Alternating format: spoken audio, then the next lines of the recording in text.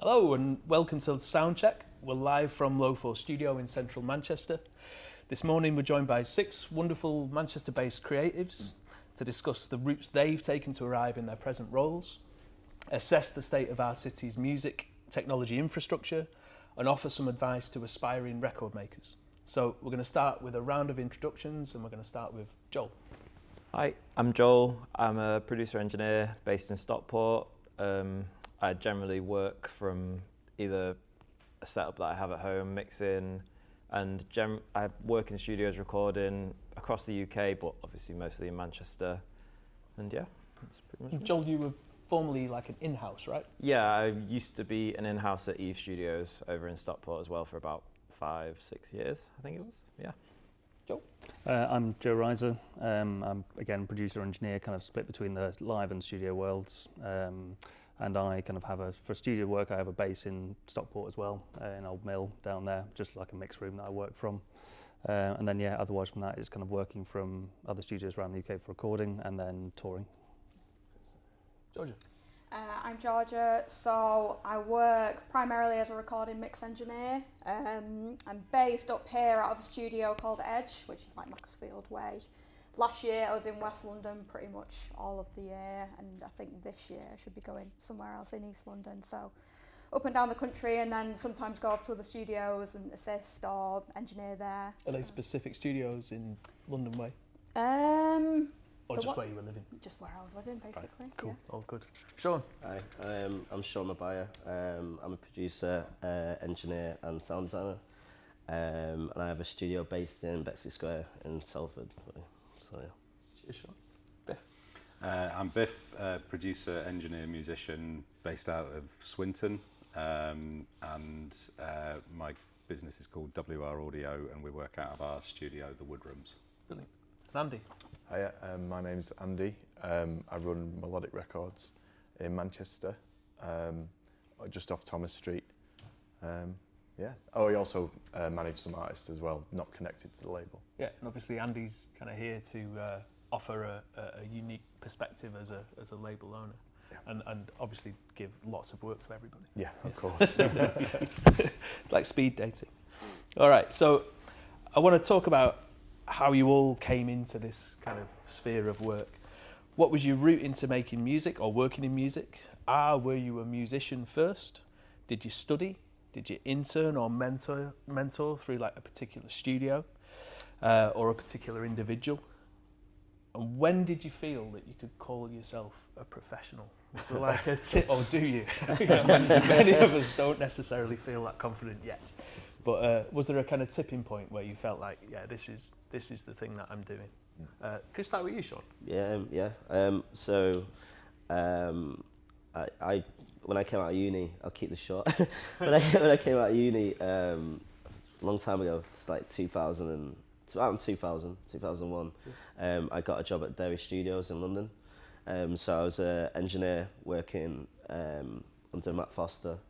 So I was working as an engineer, a chief engineer, well, junior engineer, working underneath Sugar Babes, right. So Solid Crew, yeah. And quite a lot of the urban artists and garage artists at that time. Awesome. And then I got a placement in Toronto for Universal, and I did some songwriting there, and I was working with quite a few of Drake's engineers and people there at the time when he was just like starting out. Yeah, right. And then I moved back to London Tower, and I got signed in a band at that point as well. Who was that? Kid British, yeah. I said that, and then I was doing a lot of writing at that point, and then I worked with Mr. Pemberton, who's based in Manchester as well. I worked underneath him with the electronic guys, and then I went back to uni at Salford, did a master's there, and I went more into sound designing. I currently work with Discovery Education in terms of sound designing Web3 spaces. Yeah. So I work with a lot of tech now within my music and audio, which is great. So, cut a long story short, that's where. Yeah, so in some respects, like quite a traditional route. Very traditional route. I mean, there's even further back going there. I was working like as an engineer with another studio where Heather Smalls was in, back in the late 90s as a 16-year-old or whatever, T-boy. Awesome. and then just moved into the new generation of what it is now. And did you study tech stuff at uni? Did you say? Or I didn't, you know. I Yeah. did my first degree at Salford, not Salford, Manchester Met. I'm not used to being in front of TV, so. So I did a degree there, and then I came out and then went straight into music. Yeah, but I Took guess the that is the kind of more traditional route, isn't it? It's kind yeah, of that's like what I mean. it's I like, did an engineering degree, and Yeah. then just my passion was just music, like just being in studios all the time. I mean, I guess we'll come back to this notions of a traditional route and how Mm. that's changed in the kind of current climate. Yeah. Joel, what about you? I did an electronic engineering degree as well. I came out of university and was and ahhing. I'd always wanted to work some kind of way in the music industry, and I'd heard from a friend that his older brother was an engineer at a studio 5 minutes from my mum's house. Right. I never knew it existed. Is that Eve then? That was at Eve, Oh, yeah. right, yeah. I just went and kept going, like just tried to make myself useful. I tried to I remember kind of spinning. It was a bit of a fib. Martin was asking me, oh, with your electronics engineering degree, do you reckon you can fix this amp? And I went, yeah. Just kept on doing stuff like that, made myself useful. And then eventually I got trusted enough to record, I think it was Justin Morehouse, doing an Everest window insulation advert. And I think Henry, the other engineer at Eve, used to always taunt me, being like, well, that's it now. You're an engineer You're now. a pro. You're a pro.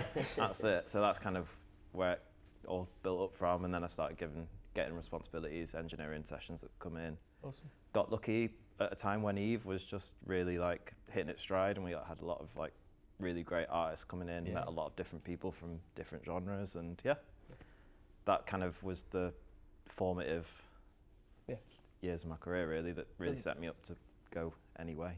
Brilliant. What about you, Biff? So I studied at Salford, which was audio technology and then sound and video tech. But at that time, I didn't really know what it was going to lead to. Finished, joined a band, and kind of got to know the local scene a bit. And through having a home studio since I was about 15 years old, I've just eventually got into recording people in bedrooms and small spaces, and then started up a live recording and PA hire company, which has eventually evolved into a recording studio with a bit of live production. As a kind of a parallel to that, I've been playing in bands ever since, and that's where I'm at now. Don't think I've ever woken up and thought I'm a professional. And there's that imposter syndrome that just continually hangs around, but then I think it pushes you to learn. So Yeah. And Andy, what about you? It's a different route, I imagine, but I've had a very brief dabble at, the production side when I was very young on Cubase or something, but like that's where it ended. But I was in bands from the age of 15 up to about 25. I was a drummer. I was in various bands. I'm actually from Warrington, so it's mainly around Warrington. Come and play Manchester quite a lot, but the bands kind of had a natural end. And I was into two Manchester bands. One was called 9 Black Alps. I didn't know that. So there was 9 Black Alps, and I realised they were on a Manchester label called Melodic. So I hassled Dave, who owned and set up Melodic in 1999, to intern. But I was living in Warrington. I was working at IK restaurant. I was serving meatballs. I'd been in uni, but not music related. I'd just done a random course to try and go and figure myself out and whatever. But after hassling Dave, he was like, yeah, you can come and intern, but I could only do the evenings. So I'd used to ride my bike from IK restaurant to Warrington station, get on the train, get to Manchester and go and do an hour. Right. And at this point, the label had started to look after European distro for other American labels. And I was uploading loads of digital catalogue and content. So basically, he was like, yeah, you can work. He started giving me the keys. I'd work late. And from there, I kind of just invented my job by, in a similar way that Joel did, just by being around, being useful, and a bit of luck and being there at the right time when things were expanding.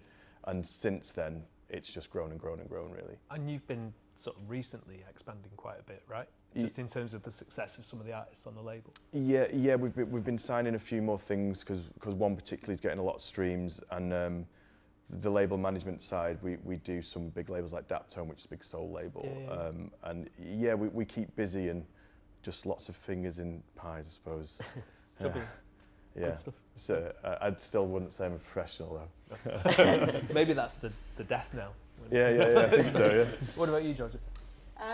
So I was in metal bands from sort of like 14 onwards, and I remember my parents bought me an iPad when I was maybe like 13, and I figured out that I could like multi-track basically through my iPad, just through the microphone on that.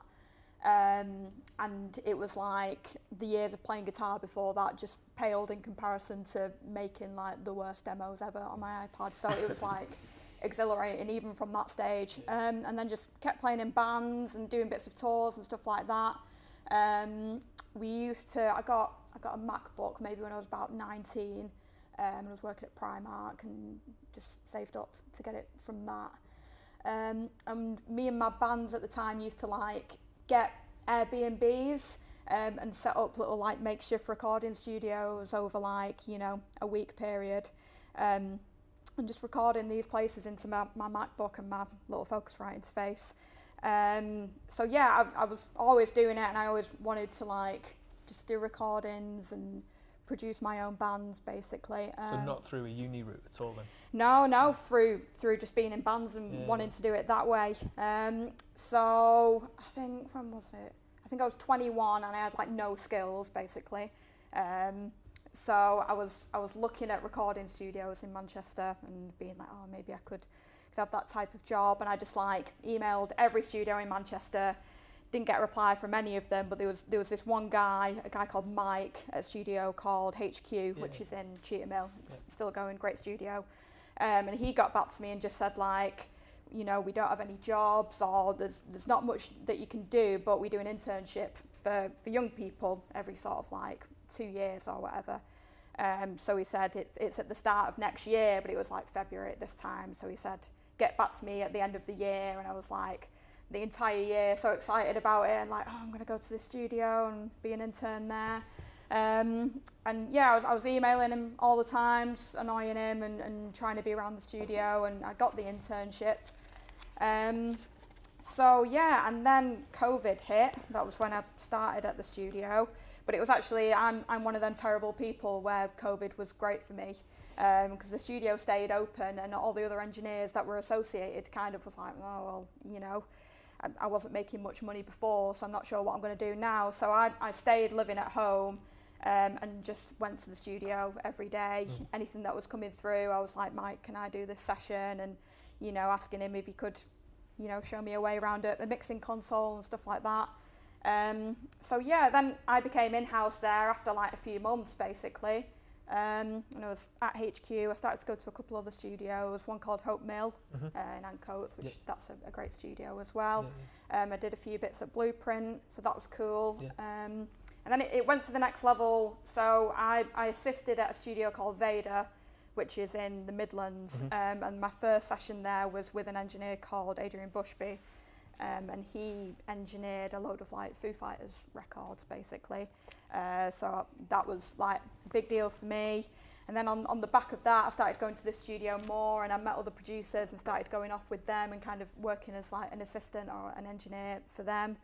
So yeah, that was more like, okay, this is legit stuff and like album projects that you can put your name to. So yeah, then I got a job at Edge, started working in London as well, and that's just still where I am. It's really interesting. So there is almost like, I'm assuming you might be the youngest person here, but it's interesting to know that, like, you know, that route of a sort of not a higher education route or something like that is still a kind of viable option. Yeah, just takes a bit of determination. Yeah. Joe, what about you? Yeah, I was similar to Biff, went to Salford Uni, kind of studying both music and tech, and did undergraduate there. And then kind of doing a lot of recording work all the time, kind of in and outside, of kind of people who are in Salford. But then really kind of my route into the industry was kind of through live sound. So kind of trying to find a way to earn money immediately coming out of uni was working in local clubs in Manchester. Yeah. And then working local small venues and trying to kind of earn money by doing that, and then slowly kind of picking up more and more work, and then picking up touring work off that. And I've always done studio stuff as well, but it's probably more like 70-30 in favour of live sound. Still do a few album projects a year, but it's kind of when touring's heavy, that kind of falls by the wayside. I kind of did a master's at the same time, kind of part-time during that same period, and then kind of really since then has just been a mixture of recording works, predominantly kind of jazz and classical acoustic music. Who are you working with, John? So Go-Go Penguin are big main artists I work with touring wise, and myself and Brendan produce their studio records. There's a group called Manchester Collective, kind of contemporary classical and crossover stuff that and another predominant for touring work, and then it's just kind of whoever else in between really for smaller projects. But it's definitely become a kind of, I'd say majority of my earnings come from live work, and then often that kind of feeds into each other. So people you work with live might want to take you into the studio and vice versa. Sure. Good stuff. So moving on, I want to think about sort of making music specifically in this city. So Manchester's got like a huge musical legacy. We're regarded by many as a global music city, and I'm interested in how that influenced your decisions to either move here or stay here or set up a business here. And does that legacy translate to a place which supports the creation of new music? Do you feel that you benefit from this sort of international reputation that Manchester's developed, or is it sometimes a negative? There's a narrative which has emerged in Manchester over the last 10 years or so around the rapid development and expansion of the city centre, its changing demography, and what that's meant in terms of affordable spaces for creatives. So do you feel that access to spaces where musicians can hash out ideas collaboratively has had an impact on the type of music that you record or release? And do you feel that Manchester's a supportive city for aspiring creatives? Lots of questions in one. But does this, is this legacy useful? And then has the way that the city's changed impacted the sorts of records that you make? Let's start with you, Georgia.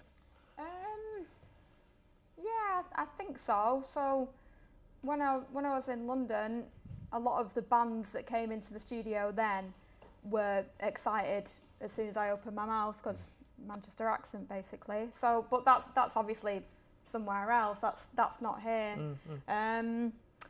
A lot of the rehearsal spaces that I was hanging around as a teenager have kind of gone now, which is sad. So I guess more could have been done with them to kind of keep them going, because you need them like them old mills. And has that changed the way that you're making records, though, do you think? Not for me, no, because I guess like I'm at a different stage with it now, thinking about maybe me 10 years ago, maybe it would have been harder to have been like, I've got this new band and we're going to go into this space and eventually be like, now let's go to a recording studio. But, Pirate is a great studio. I think people who want to do something are usually quite self-sufficient anyway. So the good thing about Manchester is that people here are very sort of like, well, if I want to be in a band, I'll start my band and everyone can come and, rehearse in my student flat or whatever. So I think that maybe even though the infrastructure on like a smaller level isn't being looked after, the people, here are so passionate, and probably ties in with the legacy as well. Is that does anyone else have a sense of like the infrastructure not being looked after? Definitely. Yeah, it's terrible. Right. I'll just be blatantly honest, and how I have a passion for music and being a Mancunian, it has to come from that live. It has to come from that community of like with your mates and seeing like, even in the electronic scene, seeing how people have the labels and they build it up, that camaraderie, you know what I mean? And then bringing that into a studio, it's just, you know, whoever studio it is. I mean, I got, my path was just like, you know, like little vocal booths I used to just hire, you know, from my mates, bigger studios and stuff, or just like in my mum's back bedroom or something. And just buying all this old hi-fi equipment and stuff. So I think that just keeps you on your toes, you know what I mean? But just going to what you're saying there, it's the rehearsal rooms, the nights. Like if we don't have our club nights or have the bars, we have like night and day and all, you know, all the places which made me as well. The Roadhouse or whatever. It just won't work. It's not. I just don't believe in that. Like, you know, instantly everyone's in the bedroom and it's just online. You have to have that kind of energy for it to build. So it is important. Joe, you jumped in pretty heavily. I mean, I guess we just felt it really with the expansion of the city centre into those spaces that were like traditionally like rehearsal, like you say, rehearsal rooms, you know, cheap spaces where artists can rent to have their own like, you know, studio. Like, I mean, you know, where were you? You were up. Yeah, I mean, the place. I mean, I was in Ancoats, but like just prices keep going up. You know, it gets more expensive. You know, all those kind of large buildings have been bought by, you know, people who clearly want to develop them into flats. You know, my old place behind Piccadilly, you know, there was a mill there that's now flats. Like, everything's getting expanded out the city centre. So all those kind of creative spaces for people, you know, the reality is people need something that's cheap. People need somewhere where you can make noise and do stuff all hours. And as soon as that becomes expensive, you're cutting out a massive, you know, array of people who can afford it. And to be honest, even people who do it professionally for their living, it's too expensive, you know, because, you know, like the mill where I used to be in, it's mostly kind of photography studios and things like that kind of, you know, charge much higher rates and so can afford that kind of thing. And even professional kind of working touring bands I work with find it difficult to find affordable spaces to work from. And I think pushing it out the city centre further and further away makes, you know, it changes the kind of the demographic of the music scene within the city, because, you know, it's like people who, you know, I guess people starting out can't, you know, don't have access to those spaces anymore, or need to move further out to find them. You kind of like lose the crosstalk really when all these spaces become separated. I mean, one of the kind of the outliers to this kind of dreary situation is, I guess there's Islington Mill over in Salford, which has been developed for creative spaces, and I use that space quite a lot. I have a lot of my gear stowed in there, so I can use it every now and then, along with other people that all share the room, and they have like a good system that everyone gets fair usage out of it. That's great. But the amount of, you know, overlap with people who are next door, you know, you have people who have production rooms where they're making techno music, speaking to a band, and there's just constant creative conversations going on. When you completely like push everyone out of the city centre, you're gonna lose that. And that feels like an outlier, does it? Does that kind of situation feel like an outlier in the city now? Like what you're describing at the mill? I think that like as everything's become more expensive in the city centre, it's it's kind of pushed that DIY notion further and further out. And like you said, that crosstalk's a really good word for it. Is that kind of people crossing paths and like exchanging ideas, and that's become less and less obvious as it's been pushed out of the middle. Sure. And has that impacted at the label end as well, Andy? We always, with the Mancunian bands we have on the label, or the artists that are based in Manchester, we do often have trouble trying to find them somewhere that's cheap, where they can leave the gear. It's 24 hours. I mean, one of our bands uses the same space, I think, that you're talking about, Joel, which is Islington Mill Partisan, and that seems to be the best solution right at the moment. Brunswick Mill was another one, but I don't know if that is that still going. No, I think that's gone now. That was the other go-to for a bit. And then Sunshine, which is a few years ago, but that disappeared. Right?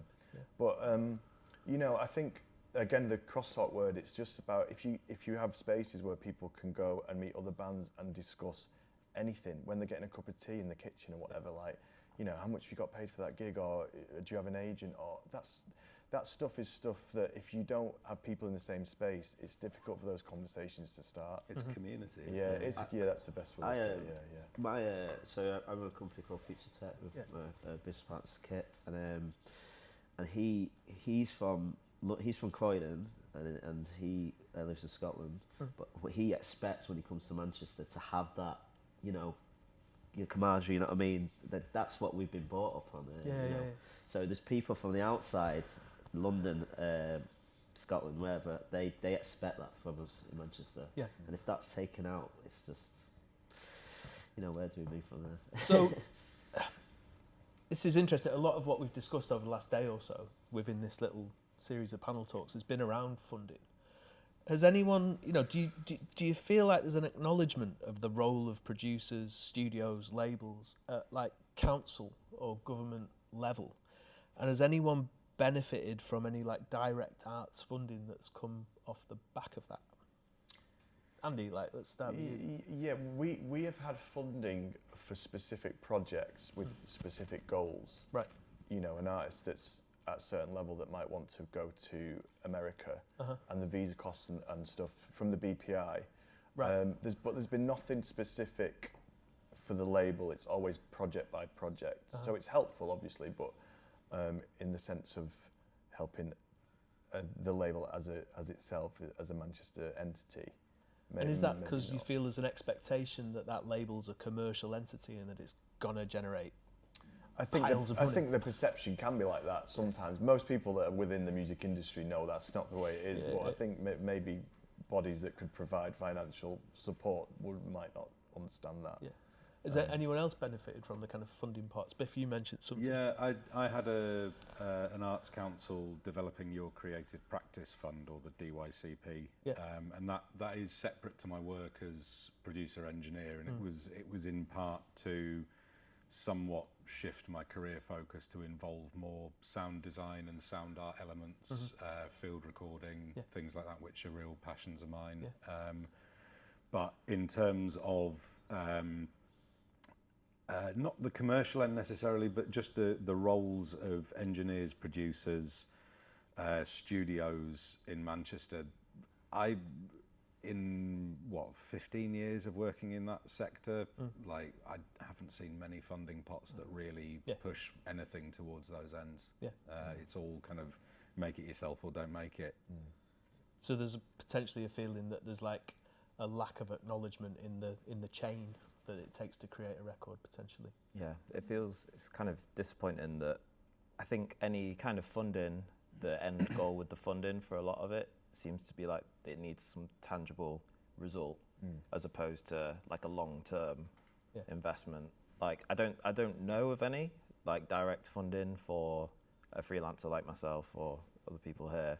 It always seems to be based around the artist, and I have benefited from funding going to artists that I will work with, which means that we can afford studio fees for longer as opposed to trying to cram everything in within like a 2-day period. But for when it comes to me, when I went freelance, I didn't really have any money to invest on myself, so I had to take out loans and invest in myself that way, and over time pay it back off just to be able to buy the bare minimum gear to feel like I could work from home. And when I look back at it, if there was even like a little bit of like a grant or a bit of funding that would have helped, it would have made a massive difference. Yeah. It just becomes another role of producer engineer. You were saying like you've worked with artists who've found funding, and that's something I've found as well, is that people who can't necessarily afford enough time to make a full album in a studio, they'll be looking for funding and they'll ask your advice in that respect. And it's just another thing that you have to become reasonably proficient at, is like, where do you point people to find the money that's going to bring you work? Yeah. Or do you end up writing their PRSF application? Several times. Because I've done that a few times. It's Performing Rights Society Foundation. Actually, last week. I'm gonna jump the shark here. Is that 3 minutes or 30? Great. Okay. Well, this leads on quite nicely. So, recording studios ask a lot. Conventionally, to reach a professional standard, you need somewhere physically big. Again, this notion of professionalism, okay, but to reach this kind of previously understood idea of a professional studio, you need somewhere physically big with a considered and potentially malleable acoustic, which is isolated from the sounds of the outside world, and ideally with multiple isolated spaces within it. So they're expensive to build and maintain, and generally generate a lot less income than comparably sized business spaces. So like Biff, you've put a studio together. Yeah, literally. Worsley Way, Swinton? Yeah, it's on an industrial estate on the borders of Swinton and Worsley. Yeah. And so what's kind of motivated you to go, the M60 is a sort of notional boundary, isn't it? But you're just on the edge, aren't you? The single motivation for where we ended up was affordability. Right. Like, how can we get a space? And at the time, we were looking for a distribution space for PA hire and event production. Right.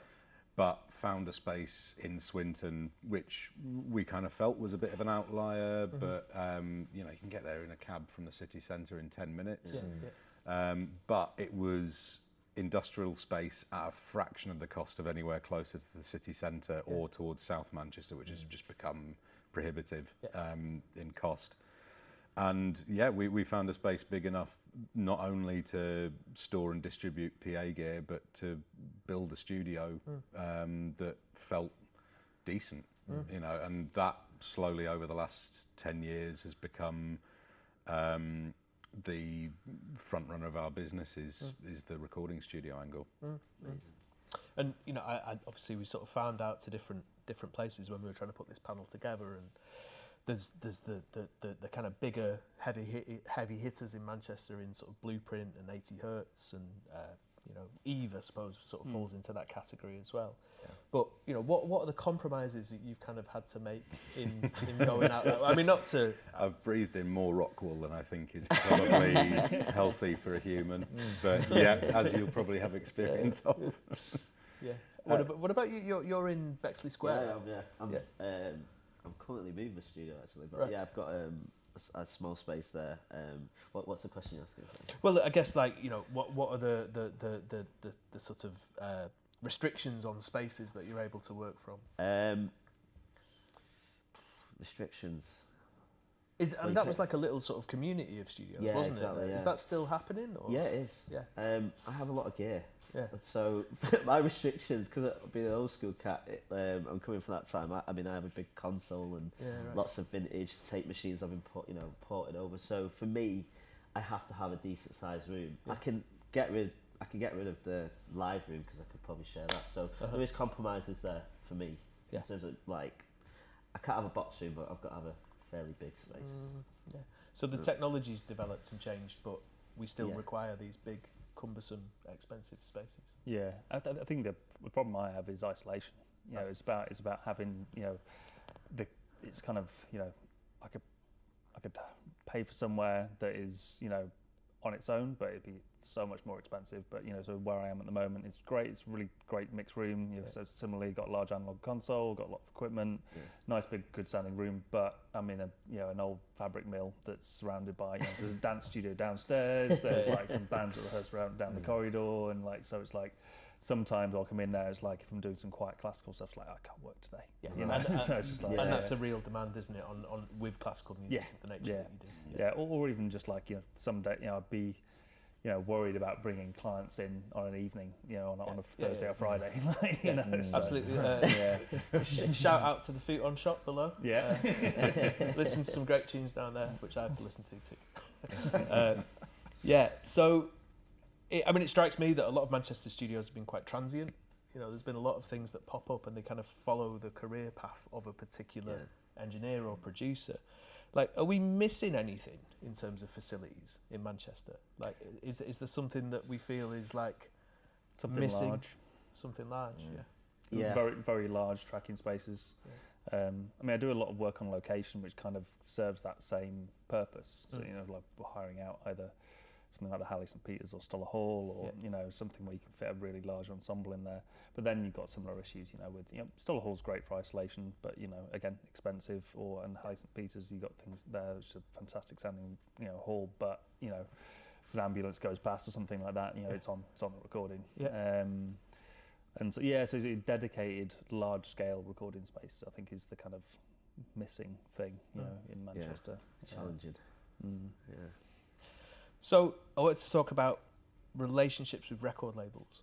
Okay, how much of the work that producers as engineers in the room have developed comes through relationships with labels? So do you get repeat work from them, or are the relationships formed directly with bands? And are there any third parties involved? So is anybody like under managers or agencies or anything like that? So who wants to kick off with that? No agents, managers? No. Yeah, all self-managed. Not anymore. Yeah, no agents or management, but I have got other work via artists management. Yeah. So yeah. Well, tell us how that's worked then. Like, I mean, it's just I guess in a similar way to a lot of work in this industry. It's kind of, you know, word of mouth, personal relationships, and kind of if you kind of someone enjoys working with you and you do a good job, then they're going to pass it on, and often, you know, that relationship with artist management is as important as, you know, relationship with the artist. And so I've had kind of repeat work bouncing from your artist to management to another artist. Less so with labels, really, for me personally. I don't think I've really had much, if any, work that's kind of come from a label being like, oh, we've got this other band on the label to do it. It's more come through either artist to artist or artist management to artist. So let's pick on Andy. How does that work at your end though? Like when bands are coming to you, or when you're in a position to work with a band or an artist, have you noticed any change in whether they're in a position where they need something recording, or are they at the point where they've already got it in the bag? It's so it can just vary so much depending on the type of music they're making and the artist, and also like where they're at in their career. So I mean, for example, the person on the label that's kind of doing the best in terms of streaming is called Strawberry Guy. He studied at LIPA and he did everything in his own bedroom on the EP now that's doing really well, and his first album. But since then we then went to Real World Studios for a follow-up EP because we could afford it. We thought, you know, that would be a nice treat. So we went, and there was strings on it, and they have a nice wood room. So that has naturally gone from something that's as kind of small as it can be and as cheap as can be to something where we've been able to spend some more money. And in between that, we've done things in various different ways. Sometimes the artist will come to us with someone they want to work with. We have a band called WH Lung. They wanted to go to the Nave in Leeds, which is an old converted church. And from that, we ended up giving the Nave more work because we loved what they did with that record. So we do, I think us as a label do, if we find someone we get on with well and we can communicate well with and the money's reasonable for everyone, then we will keep going back if it's the right project. But some of it's led by the artist. Sometimes they have no idea. It can be any which way, to be honest. And do you, from your perspective, do you feel like there's something missing within the city, or is there enough like variation in places and spaces and prices? I think there's quite a few places in terms of, you know, recording, and there's probably a lot that I'm not aware about. And this is where the whole community thing comes in, because it's nice to see everyone here today. I've not met a lot of people, and it's like, you know, it's just. It would be nice if there was something which brought everyone in Manchester that's maybe on the business side together a bit more, just to chat. And I think a lot more stuff would get done, because it does feel quite spread out at the minute. And I think that's as the city's getting bigger, and there's more and more kind of more spaces, not spaces in the sense that spaces where people can go and record or whatever, but if you take away like what might be one hub, for example, Low 4 is quite a good hub for this. If you have a place like that, it's great, but we maybe could do more things like that, I suppose. I think that's something that I was aware of as well. Like when we were putting this panel together, you know, I make records and do stuff, you know, but you kind of make friendships through your small circle, but then you look around and you don't necessarily, like, it's the first time that we've met, you know, like, and we've met through gigs here and stuff. But would a forum for sort of discussing things be a useful thing to establish? Absolutely. Or just some pints, you know, get everyone together. And that's what you miss when you don't have a city where you're doing all this creation. Is you don't walk out your door into a bar and see three other people that do a similar job to you, and there's the kind of suspicion that the fight for work breeds, right? It's like, I mean, I was down in London and I work with Heavenly a bit, just because I work quite tightly with one of their bands, the Orioles, and I just know that if I go to London, obviously they're a considerably more spread out space, but what they do manage to do is have little hubs and like cultural centres where you know that you will see someone. Yeah. So I went to the Social, which I know they have some kind of investment in, and like as soon as I walked in, there's the whole label. I got to chat to them, and it progressed talks on the next record that I'm going to do with the band. Sure. And you don't really have that here. I know there's such an amazing scene in terms of venues and bars, but in terms of anywhere feeling like it's like a spiritual home of X, Y, or Z, I don't really feel like there is one. Yeah, interesting. Is that a motivation for you, Georgia, like in terms of getting out of Manchester a bit more? Yeah, I guess so. I think maybe it depends on individual scenes as well. The metal scene in Manchester is very DIY, and a lot of that is just, I was at this gig and this person was next to me and they was wearing the same T-shirt as me. Yeah, right. Cool. So now T-shirts still matter. Yeah. So now I record their band or whatever. But so where I am out in Macclesfield, I walk out the studio door and I'm on a farm, you know. So yeah, I think like I don't kind of experience any of that up here, where it might just be because of where I'm based. It could go back to like what we're saying. There's not many spaces in the city centre, but I made most of my clients who I still work with now just my own work rather than working as an engineer for someone else. All of that work was made when I was a bit younger and I was in bands and I was playing gigs and stuff like that. So, you know, you were out all the time and you would meet someone and that type of thing. But I think as well, like, there's been so much work that I've had where it's just been like, you know, maybe it's not as organic as it could be, but just sort of, you know, met through social media and that type of thing. So I think if you want to, then, you know, as kind of daunting as it is, if you can put yourself out there with just even like, here's me in the studio, picture of me working. You're pretty good on whatever. Insta, aren't you? I've had a little spy on your Instagram. I kind You're of hate it. I don't do any of it. Yeah, I don't like it, but I guess that it's like, well, how else am I going to do it? How else am I going to, you know, I'm not going to be able to go to a bar tonight and speak to someone who also has a Slipknot t-shirt on. Sure. So maybe someone with a Slipknot t-shirt on is looking at Instagram at the same time I am. Yeah, sure. But yeah, it was a bit more like that in London. Yeah. That I could go somewhere and, you know, you run into this person and... Yeah. It's interesting, isn't it? Because like London's, for probably 100 years longer than us, been a sort of series of joined former conurbations that it's almost like 6 cities in one or something when you look at the boroughs. But the issue with Manchester is if you push everything out to the periphery, it gets further and further away from each other because it's not a series of small clusters, is it? Yeah. It's very centralised. And I mean, that's part through development and town planning and stuff like that. It's kind of like Swinton, where I'm based, has been what was described as a motorway town from like the 60s onwards. It could be a really great hub because it's like really easily accessible from loads of places, but it just isn't because the money isn't there to make it so. And well, what about the New Berlin, Joel?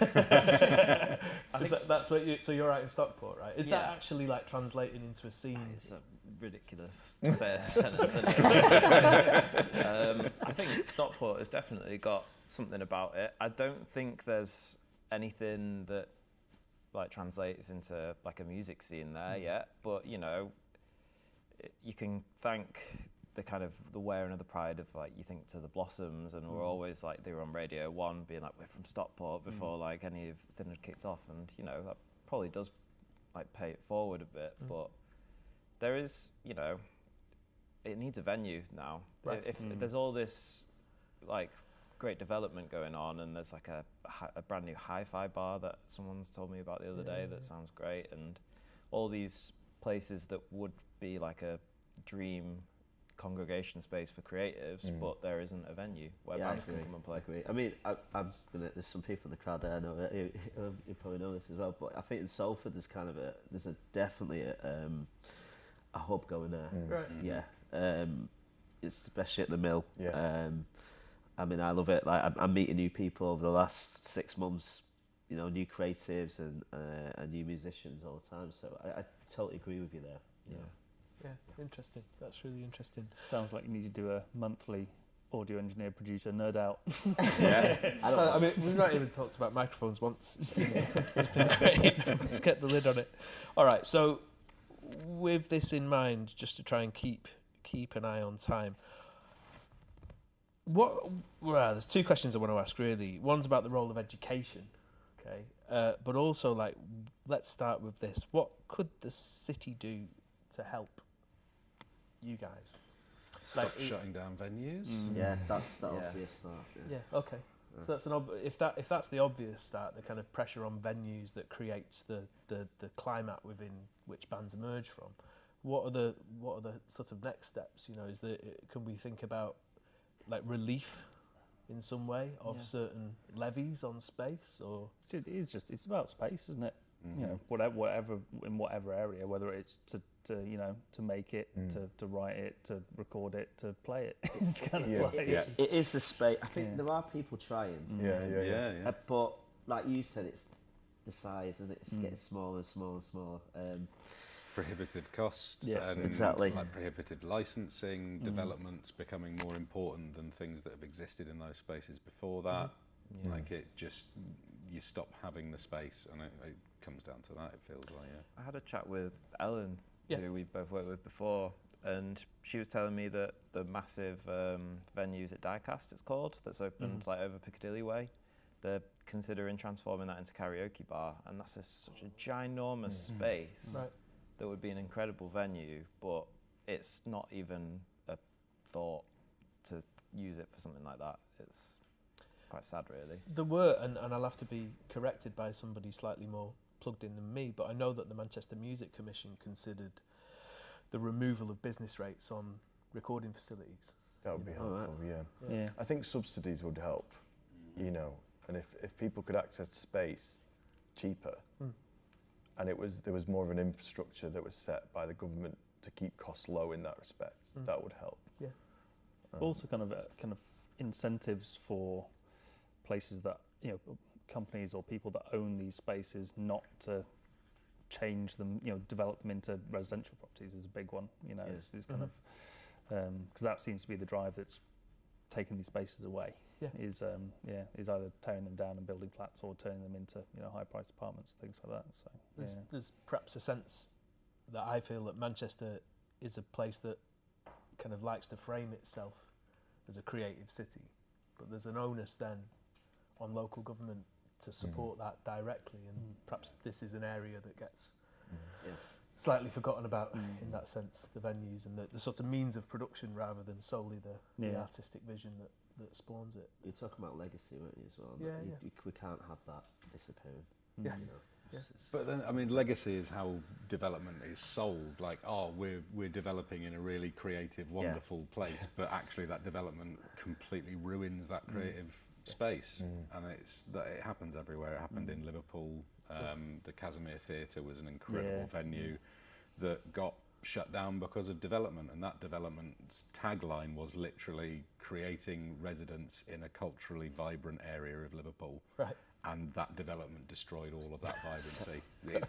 It's the same over and over again. And then on the subject of education, like we're pretty, and speaking as, you know, my emissary hat on from the University of Salford, and there's people here from the RNCM, you were at BIM, right? I'm teaching at BIM as well. Teaching at BIM, there's a lot of people learning how to do this thing that we do, you know, and around music management and creative enterprise as well. Yeah. Like, it's important, isn't it, that we generate, that we continue to live in a city where those students coming out of those courses can actually move into some kind of gainful employment in some way. So I feel like this is the end of this discussion, because I don't know quite what to say anymore, but I think that it would be really great if we could get a few questions from the audience, if there might be some. What do we think? Does anybody want to throw anything in the air around recording and production, or just like specific questions for any of the panelists that have so contributed so happily? Yeah. Oh, 1 second, we're just going to give you a mic. It's not to amplify your voice, it's just so we can record it. So do you think there's any space for kind of maybe like a group of kind of professionals in the industry such as yourselves to collaborate with like educational institutions like colleges or maybe universities to an extent, to kind of have that a bit of like commercial use of their spaces, if that makes sense? So Interesting. obviously you're struggling for like isolation and things like that. So if I know Salford's got great facilities, but there's also like there's other colleges who are kind of building facilities or kind of have stuff that it maybe could be upgraded. Is there space, do you think, to have kind of maybe some like consultancy from people such as yourselves who would then have some kind of commercial usage of those facilities? So kind of the educational providers get some kind of increase in the quality of their facilities, and then engineers are getting kind of space to use. A really interesting idea, and in a similar way, somebody said yesterday, it was Jay, he said, oh, it's really important that you have a member of your band who's on a uni course, because then you get to use their rehearsal rooms. Yeah. But it's a similar thing, yeah. Like, would that be useful to anyone to kind of gain access to some of the larger university facilities in a commercial context? I think what would be better, cause something that I've always struggled with is I'll meet a band that I really like, and I'm talking to them about recording, and then as soon as it comes to fees, then it's like, oh well, our mate will just do it at uni, you know. So could it not be more a situation where the uni and the studios could have some sort of financial agreement where even like students at the uni who are doing production courses could come to the studio, and their producer, engineer at the studio gets paid from the uni, and then the band gets to come and record there as well, and whoever's in-house engineer assistant can kind of be there to make sure like everything runs smoothly. So but that might just be me being a bit hurt from, you know, all of the potential work that I could have had. Is it a threat? Are the unis a threat to working freelance? Yeah, it has been for me. It's been a big thing of, you know, I'm trying to get paid and trying to, like, you know, make something and keep the facility going, because the studio that I'm at, Edge, is like, it's a great space. Yeah. It's, you know, high ceilings, everything there that you need. But yeah, a lot of it has been like, oh, we was gonna come to you, but now our friend will do it for free. So could you mix it maybe? Right. And you know, it would be much better if I could say, all right, who's your friend? They can come and be in the studio. Where do they live? Yeah. I'm gonna get them. But yeah, you know, pay me this flat rate, which would just be my rate for a recording at the studio anyway. Come and use the facilities. And then they've got some experience in the studio, and you've got your recording just like that. So I think that would be better really for keeping the studios going. And yeah, not having all of this sort of like, my mate will do it. You know, that's destroying people's Well, we're very much work. a de-unionised industry, right? There's no, I mean, you know, we've not really got on to talking about money, but because everybody freaks out when you talk about money, because you don't want to. You don't want to be seen to be more expensive than somebody else that will do it for cheaper, or vice versa. You don't want to be seen to be so cheap that you're considered, well, people automatically assume that you're not very good. And there's no kind of really real sense. Hard, like, level to find. Like the way that our studio has perpetuated is to try and remain accessible to independent scene, because that's what I've kind of cut my teeth in Manchester, and that's where I think a lot of the really great creativity is. But you do, at that level, when you're charging as little as we are, is like, people don't trust that. Right. And then if something's really expensive, they expect something, you know, a multiple of times better than what you can provide, and it's a really hard balance to find. But I think, like, the idea of universities actually subsidising music tech facilities in the city is a really good idea, because you could even have like a work-in-kind relationship. Like Salford's facilities, particularly down at Media City, I know that there's a lot of work that translates from ITV, BBC and around stuff media, like that. But that has kind of limited what's then pushed out to independent businesses in Manchester as well. There is a sense that the facilities there have provided the BBC with everything they need.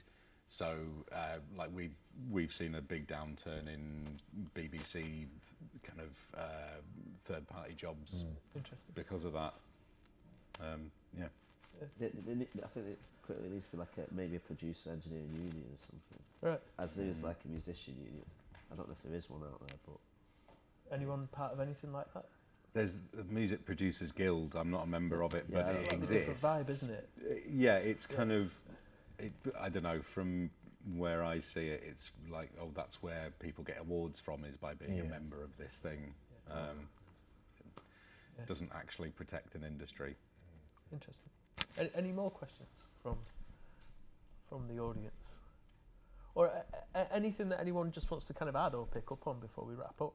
I think I guess coming from Eve and the way I was just used to recording there, there seems to be like quite a lack of residential spaces in recording. I guess my whole journey through the industry has been the idea of being with an artist or a band for a set amount of time, and the time that you're in the studio isn't locked within a 9 to 5 or a 10 to 10 or anything like that. You have that studio for the entirety of the 24 hours, and that means that you can, you know, when the band's feeling creative and they're locked in, then you can record and you can be really, really efficient.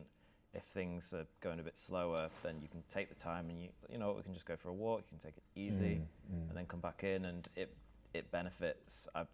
Like if I work days here and there in studios where you are in for a set time and you are working against the clock essentially, it seems way less productive, and they are not too common, and it is just, they aren't easy to have in a city. It's an expensive thing to Space have. again, isn't it? Yeah, it's a space thing. But it's having options from, you know, if there can be tie-ins to accommodation that's near, things like that, that would be something that, because the reality is that then if there is no accommodation where bands from outside of Manchester can come in and record, then it basically puts us in a bubble. Like these bands then have to think about fees of staying elsewhere while they come to the studios up here. It makes it a lot more expensive. So residential studios, I think, would be something that I think would be welcomed to me in Manchester. Awesome.